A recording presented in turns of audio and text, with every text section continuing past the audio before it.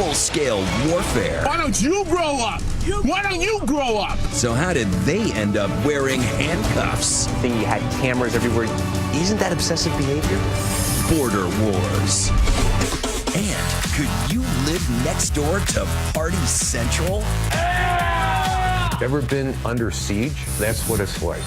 A Vietnam vet versus the Berkeley frat boys next door. They're on my roof. They're trying to break in the back door.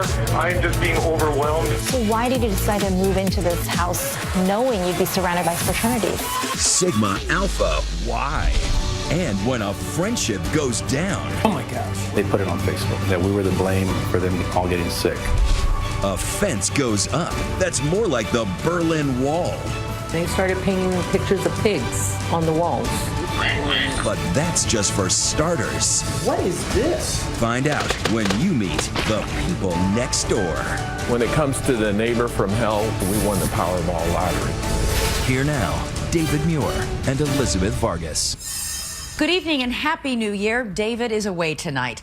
And we look at neighbors tonight who definitely are not making resolutions to be nice to each other. Starting with these people next door who have serious boundary issues in every possible way. Here's Tom Llamas. On patrol with the 2020 Nasty Neighbor Watch, dispatched to the front lines of Why Can't We All Just Get Along by neighbor expert and ABC News consultant Bob Borzada.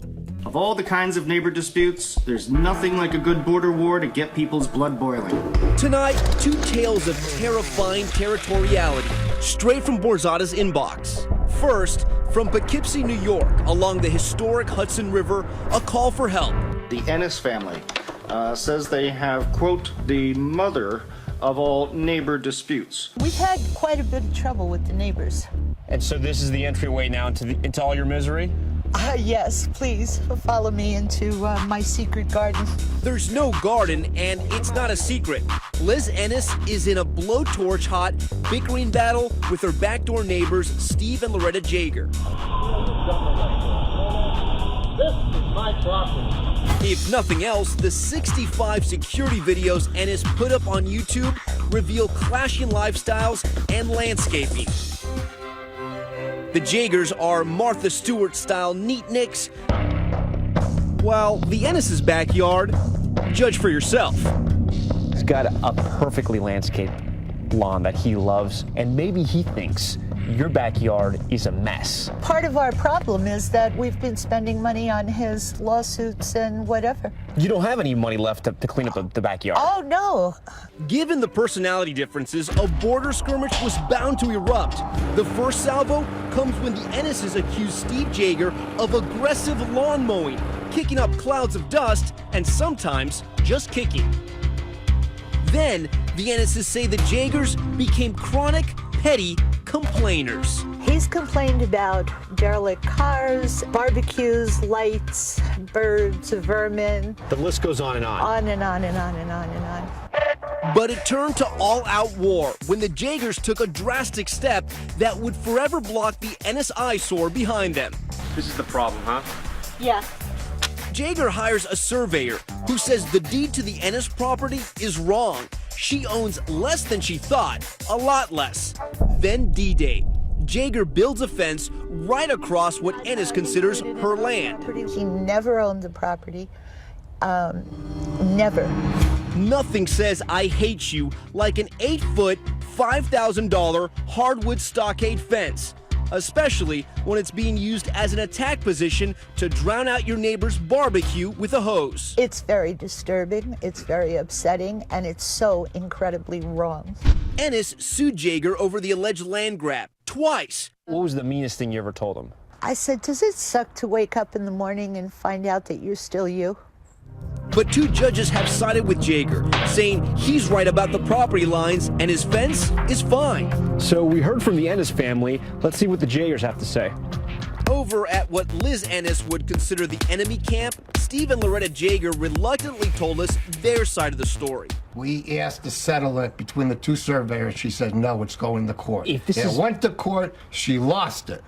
It's not her property. They say it's Liz who is unreasonable and a nuisance. This is what she done to my backyard. What is that? What am I looking at there? She killed all the grass, put the logs down in disputed property. She meant it all. Lights on us for 4.5 years. How would you like that? That was shining into your backyard? What she did Into to our us. house. Into our It lights up the whole backyard. It's like a tennis court. Now it's time to go back to the Ennis family and find out what they have to say. Liz, we were just at your neighbor's place. Sure. They showed us some very interesting photos. Were you shining spotlights on your neighbor's living room to kind of harass them? No. Liz also denies killing the grass. It's the Neatniks versus the Mess Squad. So who's in the right? We'll find out shortly. But first, we're off to check out another report of a neighbor from hell. This just in at neighborsfromhell.com headquarters. An email from Paul Sahaki and Catherine Gannon up in Cooperstown, New York. They say they have a shocking neighbor from hell story. The Sohakis have been in a very bad neighbor dispute with their neighbor, Gene Ellis. It says here the neighbor attempted to steal their land. Quote, for safety reasons, we had to film our neighbor whenever he came to us. And guys, it sounds like this is when the real trouble started. Why don't you get a life and stay off This is real imaginative, Gene. Putting up no trespassing signs. Oh, wow. That's Gene Ellis. Paul Sohaki and his wife, Catherine Gannon, say he's the neighbor from hell. What's your house over there? Their house sits on 12 scenic acres in Otsego County, New York. Gene Ellis has more than 50, but it's still not big enough for the both of them. You can't see any houses from here. It's completely secluded. But you found a reason to fight. 52 acres wasn't enough. He needed, more of our land. It all started because Paul and Catherine say Gene's driveway crossed a sliver of their land. You guys have 12 acres. He has 52 acres. Yes. And for 8 years, you guys fought over this space right here. He never asked permission. He said, you're not going to prevent us from driving on this driveway. Paul and Catherine installed security cameras to document Ellis, and he started snapping pictures back. I'm on my own land. Someone's taking pictures of me. Oh my gosh. So you finally went out and bought a camera, eh? Say cheese. Oh yeah, you've been nothing but the best neighbor to us, let me tell you. He come right up to here with cameras and yelling things. Paul and Catherine say that Ellis was harassing them and trespassing on their property. They caught him on camera, dumping dirt, mowing the lawn, and posting no trespassing signs. Gene, you are the worst freaking neighbor that has ever existed. Well, why don't you listen to yourself and grow up? Grow up! Children Grow up! Mature than you. Grow up! Hey, why don't you grow up? Why don't you grow up? But things don't get really interesting until Paul and Catherine take their videos to the county district attorney, John Meal, pleading with him to do something. When we come back, he does. But you won't believe who winds up in handcuffs. Oh, by idiot, by liar, by criminal. When we come back, the border wars hit DEFCON 3. Gene, just stop. There's reality and there's reality. Plus, a chainsaw massacre. You heard the buzzing of the chainsaw? The angels sang. It's game on and fence down when we return.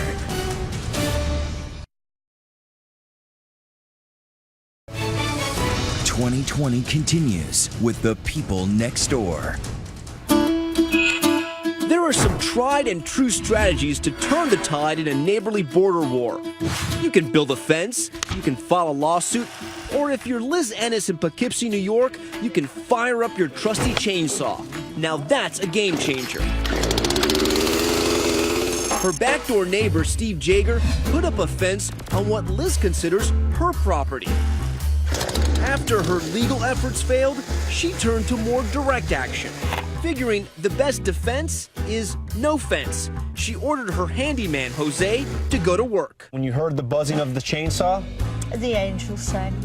Okay, let's hear it again. As the chainsaw buzzes, we begin to wonder, how does one get to this point?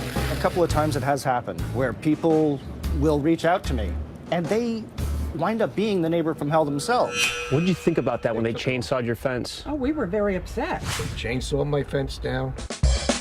The Jaegers sued and then settled with the Ennises, but neither side is admitting to any wrongdoing. If you could talk to her right now, what would you say? Can't talk to her. Why? Like talking to a wall. Today, the fractured fence has since been mended, And you don't think they're going to do anything else to your fence? I don't You don't think they're I going to don't care chainsaw what it they again? do. Police department's on alert. They step on my property. They come over my property. They're probably going to get arrested. And while the Ennis' homeowner's insurance will pay the $7,500 for the new fence, Liz Ennis says she's not done fighting. Well, I'm not done exploring every possibility to retrieve my property, no. You think you've been a good neighbor? I don't think I was, in the end, a good neighbor. No. I was not nice to Mr. Yeager any more than he was to us. Do good fences make good neighbors? No. My cameras made good neighbors. Fence doesn't do nothing.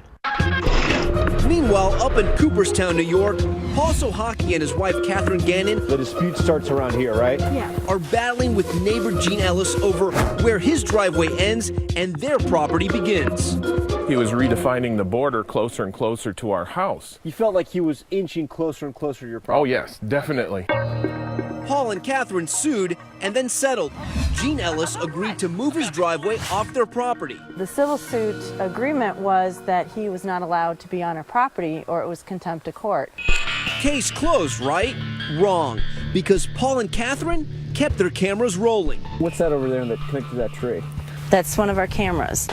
These are the cameras that we use. Satellite information's encoded on them so that you can go on the internet and track exactly where you've been. What was it like to live in that world? I mean, you basically lived in your own kind of sick reality show.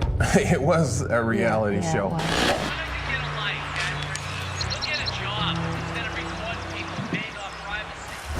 Paul and Catherine and Gene all starring in an 8-year-long saga. Go ahead. They both might call The Knucklehead Next Door. Gene, just stop. There's reality and there's reality.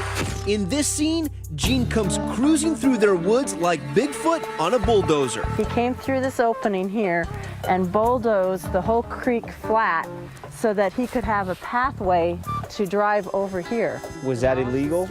He did get arrested for that. Gene Ellis was put on a 6-month probationary period for trespassing, but Paul and Catherine say he continued to harass and threaten them, even calling the police on them numerous times without cause. Going on a family walk on the street. We're on a public road. You need to leave us alone. Gonna call the police and tell them some more lies, Gene? Go ahead. Armed with their videos as evidence, they lobby the local district attorney, John Meal, to take action against their neighbor, Gene Ellis. Just listen to this tense phone call from the DA that Catherine recorded. He was walking around about 30 feet into our land, walking around on our property. That's horrendous. That is against the court order. He is not allowed to do that. If you're not going to uphold a court order, what kind of DA are you? I sure am glad I don't have neighbors like either of you two. You're not afraid of him. This whole thing is ridiculous. All of you are acting like 10-year-olds. You saw the videos. All of them. No crime committed by Mr. Ellis that you saw. Nothing. The DA, John Meal, says Paul and Catherine's videos were more revealing than they realized. So the evidence they showed you actually showed you something much different, which was what? It showed them actually committing a crime against him. With all of these videos, it was the best evidence against themselves. The DA finally did take action, but not the action Paul and Catherine expected. They were arrested, both of them. They were eventually arrested when we actually had some independent evidence of a witness who was able to confirm that the Sohakis were following Mr. Ellis around. Okay, he went the other direction. And taking pictures of him. State police arrested Paul and Catherine. They were handcuffed, fingerprinted, and charged with stalking Gene Ellis. All of the evidence, every shred of evidence that they gave me was against themselves. Paul and Catherine never spent any time in jail, and the case was dismissed by a judge. Proof, they say, that the DA misread their video evidence, that the charges were trumped up, the case built exclusively on statements from Ellis's friends and relatives. The DA was out to get me, the police were out to get me. They claimed there was a conspiracy against them by you, the police, and the Ellis family and friends. What do you say to that? I know they do, and it's just completely incorrect. And if they truly believe that, I feel sorry that they do. You think it became obsessive on their part? I believe they are obsessed with Gene Ellis. Gene Ellis declined to talk to 2020 on camera. Perhaps he thinks that, once again, his antagonistic neighbors will make his case for him. When you look back on your behavior, you had cameras everywhere, you were documenting every single second of your life. Isn't that obsessive behavior? Not in the context. It actually is very rational behavior. If you were in the situation that we were in, it was the logical, smart thing to do to protect our family.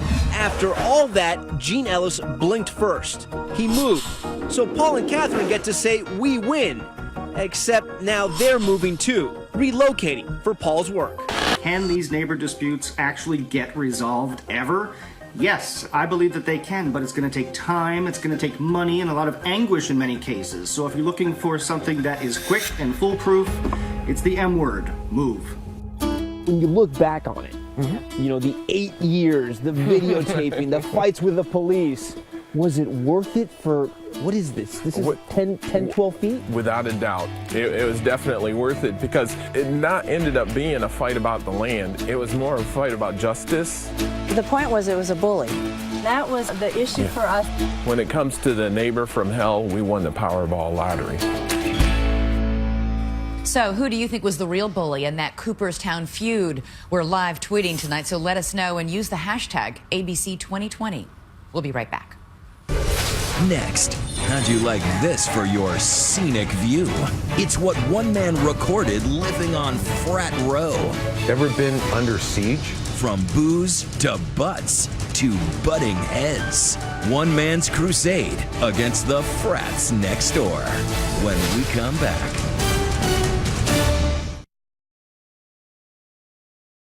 Hundreds of calls to the police, $60,000 spent in surveillance equipment and cameras. Must be the work of someone who lives in one of the country's worst crime zones, right? No, just stuck living on Fraternity Row. But the only thing this angry neighbor is pledging is to get the authorities to crack down on the frat boys next door. Here's ABC's Aditi Roy. Medical Emergency District 3. For students at UC Berkeley, the school year kicked off with a crash course in the perils of binge drinking. Berkeley 1, engine 5, we need an ambulance. A night of partying in 2013 launched an armada of ambulances to cart off the casualties. Cal students are getting so drunk. Passed out students being lugged out of frat houses. The emergency room was full of drunk students. Startling images from our San Francisco station, KGO. Now imagine you weren't just watching this on TV, you were living it. Your house on the edge of Berkeley's Fraternity Row. If you've ever been under siege, that's what it's like. Meet Paul Geisels, a Vietnam vet fighting a battle he never expected on the home front. His weapon of choice? You better put cameras up because that's the only way you're going to protect yourself. With more than $60,000 worth of surveillance gear, Geisel says he's compiled enough footage for a documentary on Dionysian debauchery. I have video of them throwing 1.75 liter glass bottles of vodka at the front door of our house. He showed us some of the lowlights from his archives. Okay, here you can see a young lady running from the Zeta parking lot, and she just dropped her keys. So as she bends to get her keys, she just pulled a full moon. From half-naked women to public urination, lots of it. These are probably not scenes you'd like to witness on your street. Oh, there they go. There you can see the two guys naked, running up the street. Now, this is the gentleman right here who's going to go over and drop his pants. There he goes. There he goes. And now he sticks his hands in his pants. But how did it come to this? Geisels used to help launch Navy planes from aircraft carriers, then braved a dozen Chicago winters as a firefighter EMT. In 1988, he and his wife, looking for some peace and quiet, moved to her treasured family homestead, this 1927 Dutch Colonial back in Berkeley. My wife always wanted to move back to this house, and this was her grandmother's house. But Paul was gambling from the start. Their street, just 1 block from the University of California campus, was nestled among 24 frats. Their house right between 2 of them. So why did you decide to move into this house knowing you'd be surrounded by fraternities? Well, when we first moved here, things were actually pretty good. We were invited to the fraternities for their Monday night lobster and steak dinners. That was then. This is now. Why the change? Paul says with the explosion of cell phones and social media, word of the parties now goes viral, and suddenly the gatherings have ballooned from 50 people to more than 500. the behavior was becoming more outrageous. It got so bad, he measured the noise levels from his yard. We started at 11 o'clock this morning. It is now 5:30. Parties not stopping at 12:30, 1:45. They were going until 3, 4, 5 in the morning. But here you can see. He says he's captured buses, disgorging revelers. You can see she's naked from the waist down. They put a blanket around her. She can barely walk. And drunken brawls just outside his house. Naturally, Paul started complaining about the loud parties. His garbage cans knocked over. Kids throwing things. And throwing up. And he says that's when things got personal. You've had furniture thrown from up there. Yep. You know, with the legs of chairs and stuff through the roof. I've had 3 burglaries in the last 3 months. He told police some of his Greek neighbors broke into his home. They're on my roof. They're trying to break in the back door. I'm just being overwhelmed. He says he's even taped them threatening his life.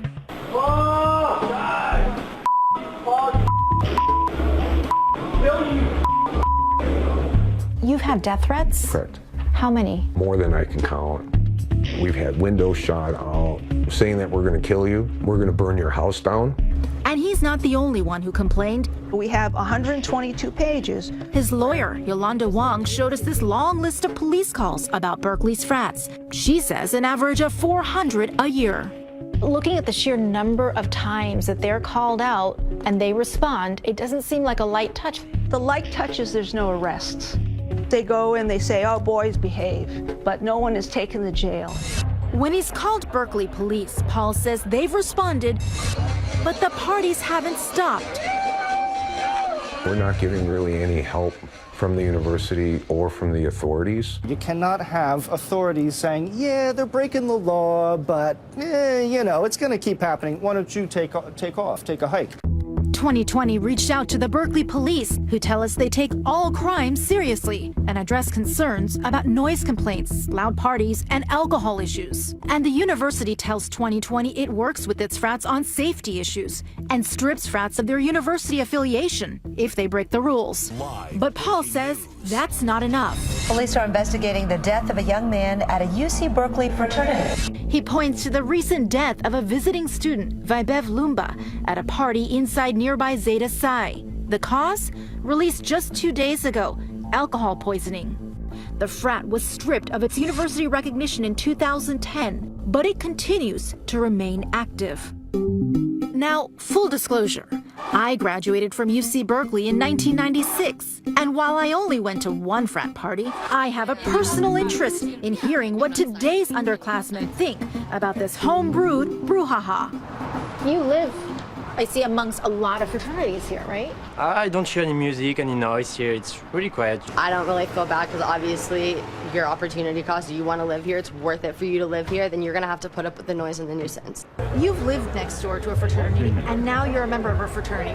What was it like to live next door to a fraternity?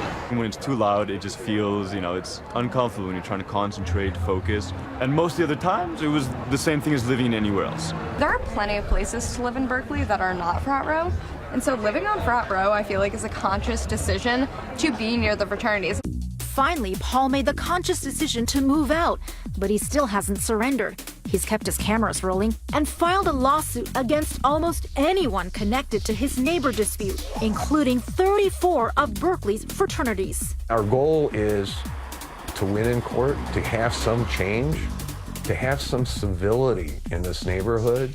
It's been an uphill battle. His original lawsuit was dismissed, but it's now going forward under a city ordinance, which an attorney for several of the defendants says they will continue to defend vigorously.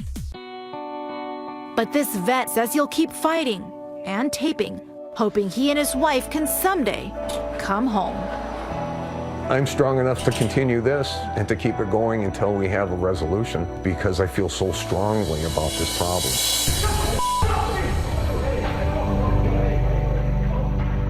So should he sell the house? Who would even buy that house? Would you? Or should the police take a tougher line with those fraternities? Let us know your thoughts. Use the hashtag ABC2020. We'll be right back. Next, a 12-foot tall fence was bad enough, but covering it with pig pictures? What did you think when you saw those pictures? Well, that they were calling us pigs.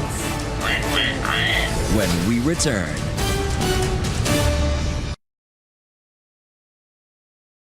They say that good fences make good neighbors, but in the story you're about to see, good fences make big fights, turning former best friends into bitter enemies. And the start of it all? Trees in the backyard and a juice machine. It may seem like a laughing matter, but it's not to them. Ryan Smith went to the Lone Star State to get the story.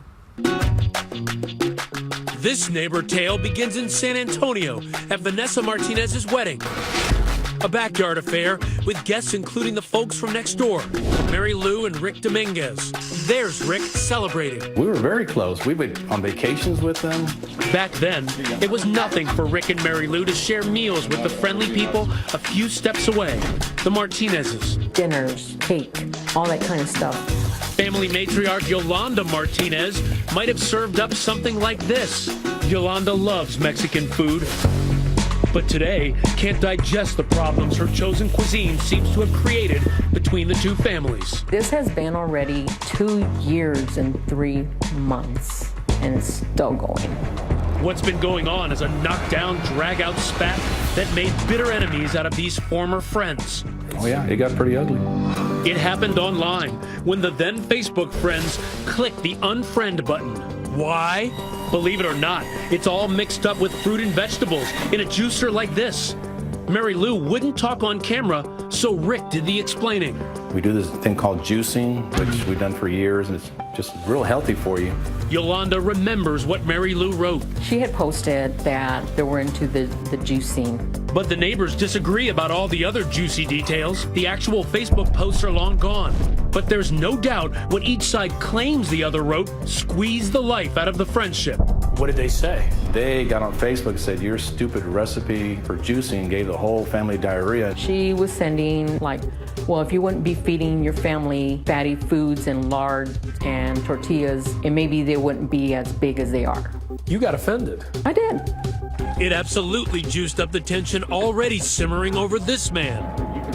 Another neighbor who was feuding with Rick over trees between their properties. When you saw that other neighbor having problems with Rick, what did you do? I intervened. Leading to the wall. The simmering tensions convinced both sides to shut the other out and create what today is sort of the Berlin Wall of San Antonio, a wood picket fence built by Yolanda's husband. Dwarfed by Rick's roughly 12-foot behemoth of corrugated metal and wood.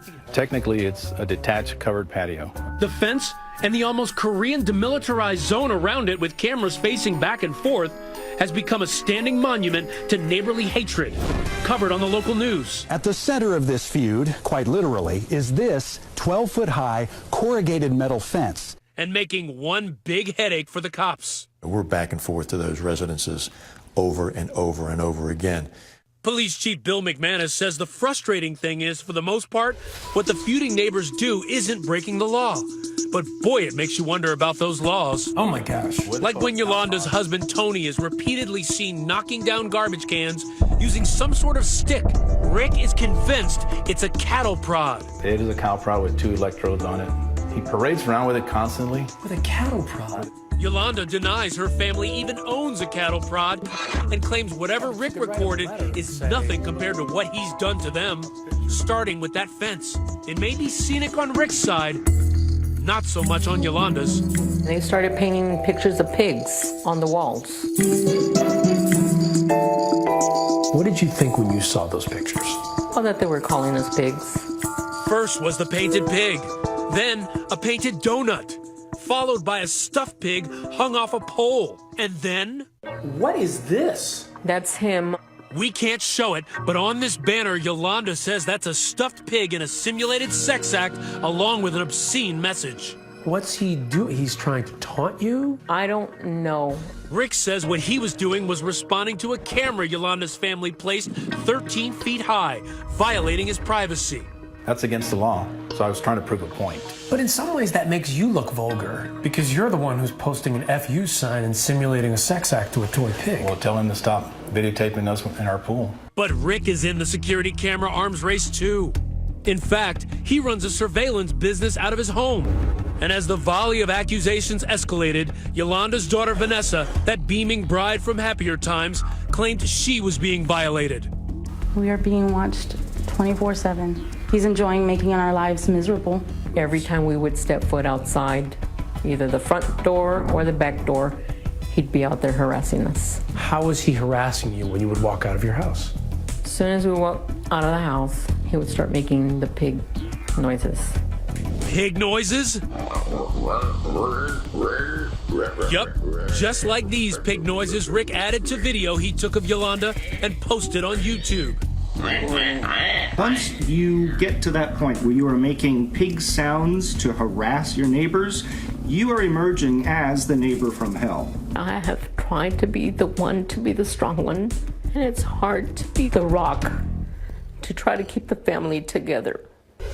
Especially after the garbage can incident. The animosity was bound to boil over, and sure enough, last January 13th, it got physical.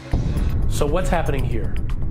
This is Rick. Yes. Yolanda's second daughter, Yvonne, and Rick on a collision course with a giant trash can. He's getting ready to put the trash can right in front of him. Deliberately pushes it, yes. Watch again. Knocks her down. And she didn't have scrapes on her legs, and right there he starts mocking her. But go next door, and it's a totally different view. She comes running towards me, kicks the trash can, fakes a fall, and then calls the police. Seeing this video right here from this perspective, it tells a different story. Of course it does. Still, it's the one incident that led to charges. Assault against Rick. He pled no contest and was fined and ordered to do community service and attend alternatives to conflict training. But could any training prepare him for Yolanda's retaliation against his security cameras? What did you think when you saw this? I was shocked. He's referring to the yard sign. They put up this sign that says perverts next door, cameras pointed at our house and our children. It's hurt our business. Some of our customers are questioning why the neighbor's calling you a pervert. Rick says when the cops told Yolanda to remove the pervert sign, they just kept putting it back up. That was uncalled for because nobody believes it except them. This being America, each family filed dueling lawsuits. While justice takes its course, a judge has ordered both families to stop everything. But can any ruling ever get things back to normal on this block? Everyone else here sure hopes so. If I was a neighbor, you'd be interviewing me in prison. Okay? I would knock the crap out of them. I'd much rather this be resolved before I go try to sell my house and be like, oh, by the way, there's this huge feud going on across the street. That's not exactly a selling point. If I were there with these folks, I would tell them this. We're all going to get together. We're going to sit down. We're going to laugh at each other. We're going to laugh at ourselves. Maybe we're not going to be best of friends anymore, but we have got to get this enemy stuff behind us. But even the time of peace on earth wasn't enough to get these folks on board with that love thy neighbor stuff. It's the holiday season. Maybe you go over with a wreath, some Christmas presents. Hey, how can we make this right? Can we turn over a new leaf in the new year? If we lived in a fantasy world, that would work. So at this point, they're the ones that need to change. They need to change. You ever think about going over there and just No. giving them a hug and saying, how can we get this thing in the past? No. But these are people who used to be your friends. Mm-hmm. But they can also be people that you don't want as an enemy. Coming up, when your neighbor's a pig. Literally. Is a pig really a pet? They're bringing home the bacon and keeping it to love. The pet is a part of my family. But one person's hog heaven is another person's pigsty. So who will win? Next.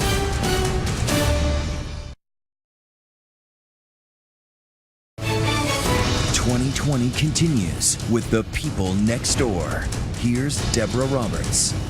Yeah, come for a ride.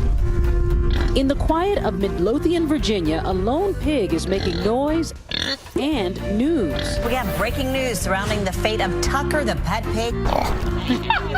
Tucker the pig is the fork that's pulling this community apart.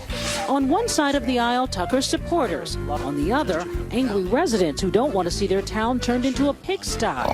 Is a pig really a pet? What does he do? He does everything a dog would do. Just like a dog. Kim Johnson's allergies wouldn't allow for a family dog. So she and husband Mark did some research on alternative pets, which is how Tucker got his pig's feet in the front door. Tucker's treated like royalty, taking a drive, dining on fruit and grains, and getting his beauty sleep. Since it's been cold, he'll sit by the fire. Pigs sleep 16 to 18 hours a day. I don't smell anything that indicates there's a pig in the house. Do you work overtime to try to keep him clean? He usually gets bathed every 2 weeks or so, and then I do usually put lotion on him because pigs do get dry skin. Tucker's willing to play the ham, posing for pics in costume, and playing with kids of all ages.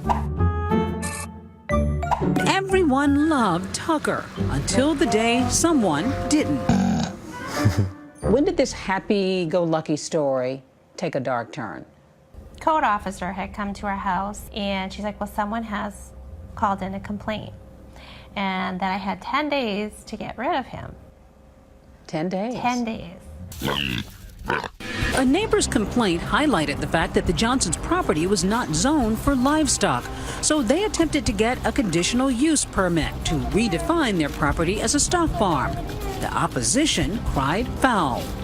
They're worried about setting precedents. If they give us a special permit, that what is next? Elephants, ostriches, zebras? Midlothian has a reputation as one of the best places to live in America, and some locals fear they may soon find themselves living near a designated farm. They've suggested that we should move. And how nasty have that been? They've gotten pretty bad. They've gotten, to the point that I guess we can call it bullying. This winter has not been kind to pig owners. A woman and her potbelly Hobie were thrown off a U.S. Airways flight after the pig caused a ruckus pre-takeoff. And in Arkansas, I feel like I've been witch hunted. Jill Latham's pet pig Suey has become a pet peeve for some of her neighbors.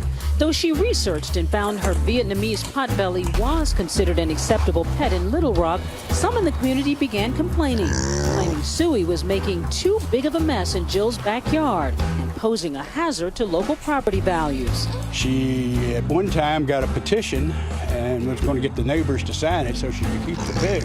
No one signed the petition. Nobody.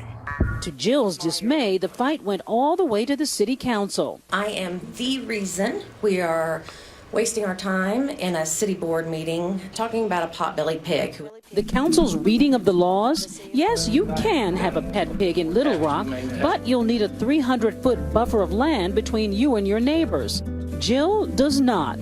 She was given 30 days to say so long to Suey. Facing eviction, Suey is now suing because Jill has decided to head to federal court. I'm not willing to back down. The pet is a part of my family.